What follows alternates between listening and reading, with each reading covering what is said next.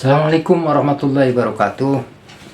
Jumat hari ini tanggal 2 Agustus 2024 bertepatan dengan tanggal 27 Muharram 1446 Hijriah di Masjid Istiqlal.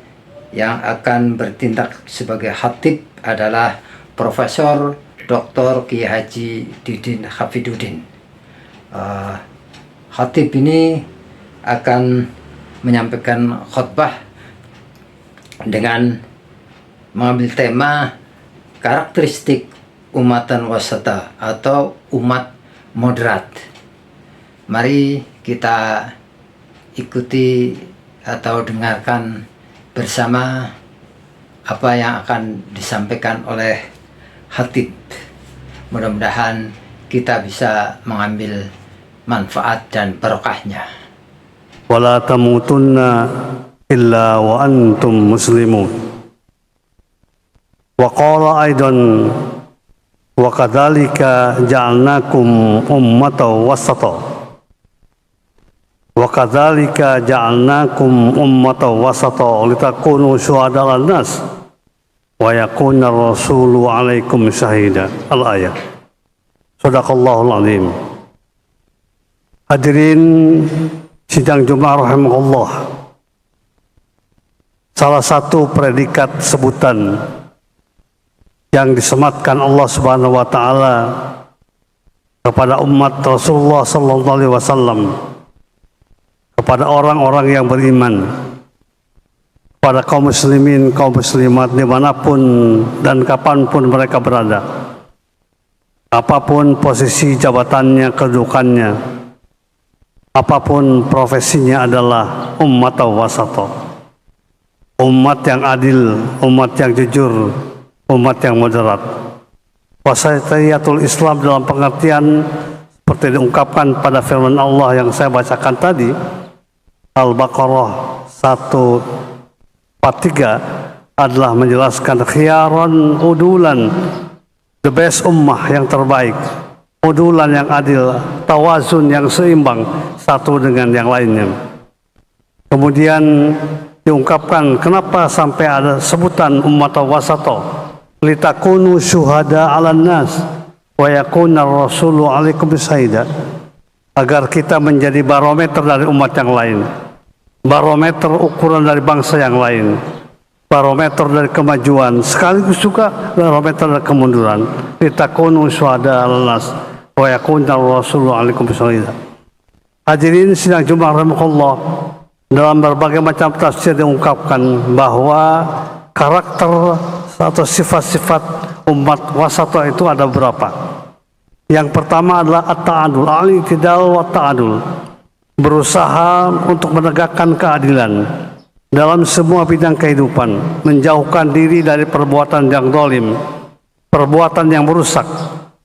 Kita mengetahui bahwa keadilan merupakan inti ajaran Islam dan inti pembangunan masyarakat, inti pembangunan umat. Karena Rasulullah SAW sangat concern terhadap penegakan keadilan ini. Siapapun juga yang melakukan kesalahan harus mendapatkan sanksi. Siapapun juga, apapun posisi jabatannya. Kenapa?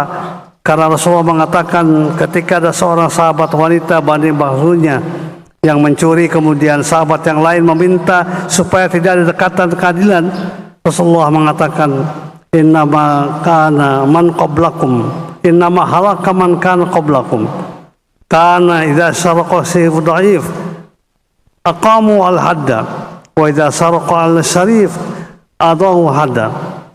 Salah satu penyebab utama yang menyebabkan kehancuran bangsa dan umat yang dahulu adalah karena memilah-milah dalam penegakan hukum, penegakan keadilan. Andaikan yang melakukan pencurian itu sebagai contoh adalah orang-orang yang punya kekuasaan, kekuatan, punya harta benda dan lain sebagainya, mereka taraku al-hadda, tidak mau menegakkan keadilan. Akan tetapi ketika yang melakukan kejahatan itu, pencurian itu, orang-orang yang lemah, aqamu al-hadda, mereka menegakkan. Sampai Rasulullah mengatakan, wa aimallahi wa anna Fatimah binta Muhammadin saraqat laqata'tu yadaha. Demi Allah, aimallah sama dengan wallahi, Rasulullah bersumpah, andaikan yang melakukan pencurian itu Fatimah anakku sendiri. Rasulullah sengaja mengkiaskan, menganalogikan wanita tadi dengan putrinya sendiri. Andaikan Fatimah anakku sendiri yang melakukan kejahatan, yang melakukan pencurian, aqamu al-hadda, pasti akan potong laqatatu tentu akan memotong tangannya. Itulah keadilan yang perlu ditegakkan, dan keadilan itu ada dalam semua bidang kehidupan. Dalam Islam sangat tekankan keadilan dalam bidang ekonomi misalnya. Tidak boleh kekayaan itu hanyalah milik dikuasai oleh kelompok-kelompok tertentu. Kai la yakuna dulatan bainal aghniya minkum. Kita merasakan dan melihat ketika keadilan tidak ditegakkan dalam bidang ekonomi misalnya, yang terjadi adalah disparitas atau kesenjangan antara satu dengan yang lain. Hadirin sidang Jumat rahimakumullah. Kemudian yang kedua, karakter umat wasato adalah karakter samu, menghargai adanya perbedaan-perbedaan. Perbedaanlah sunnatullah. Pasti antara satu orang dengan orang lain ada perbedaan. Antara satu kelompok dan kelompok terdapat perbedaan. Islam menghargai perbedaan itu, menghargai dan menghormati. Tetapi yang perlu kita sadari bersama bahwa tasamuh itu, toleransi itu bukan menyamakan perbedaan.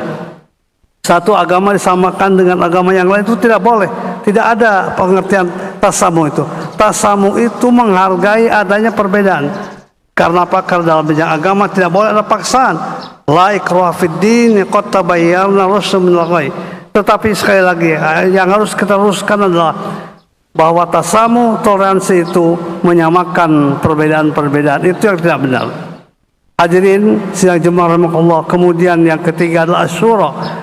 Umat wasato adalah umat yang selalu melaksanakan musyawarah satu dengan yang lainnya dalam rangka mendapatkan hal yang terbaik.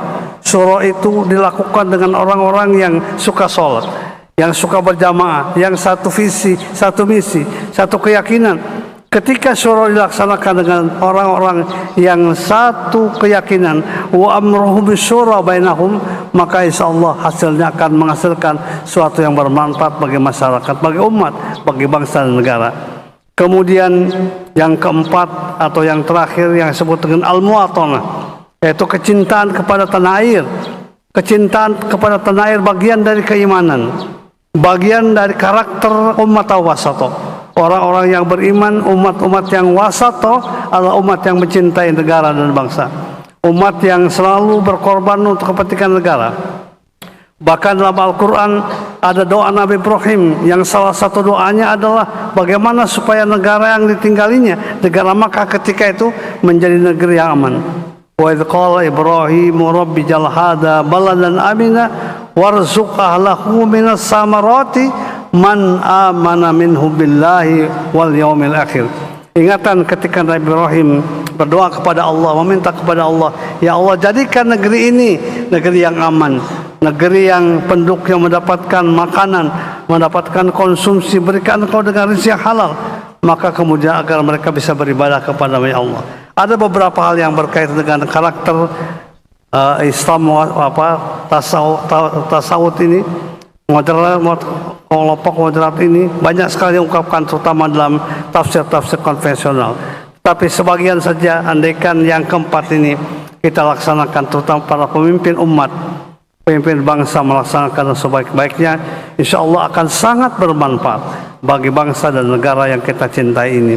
Mudah-mudahan kita berdoa kepada Allah Subhanahu wa taala agar para pemimpin kita, bangsa dan negara yang kita cintai, para umat di dunia melaksanakan hal-hal yang berkaitan dengan umat wasato ini agar ujungnya akan mendapatkan keriduan Allah Subhanahu wa taala. Amin ya rabbal alamin. Jalanallahu wa iyyakum minal faizin al aminin wa adkhalana wa iyyakum fi zumratil muwahhidin. A'udzubillahi minasyaitonir rajim. Bismillahirrahmanirrahim. Innal ladzina amanu wal ladzina hajaru wa jahadu fi sabilillah ulaika yarjuna rahmatallah wallahu ghafurur rahim wa qur rabbi ighfir warham wa anta arhamur rahimin.